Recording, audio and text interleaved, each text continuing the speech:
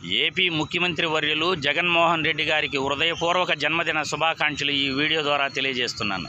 జగనన్న పుట్టినరోజు సందర్భంగా ప్రభుత్వ పాఠశాలల్లో మరియు ఎయిడెడ్ పాఠశాలల్లో 43,05,000 ట్యాబులను ఫ్రీ లోడెడ్ కంటెంట్తో బైజూస్ వారి ద్వారా ట్యాబులు పంపిణీ ప్రభుత్వ పాఠశాలల్లో 8వ తరగతి చదువుతున్న విద్యార్థులకు పంపిణీ చేస్తుండటం చాలా హర్షణీయం.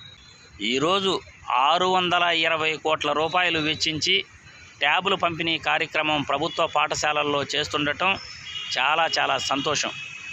ఇటువంటి పనులు ఎప్పుడైనా చంద్రబాబు నాయుడు గతంలో ఏ రోజైనా చేశాడా?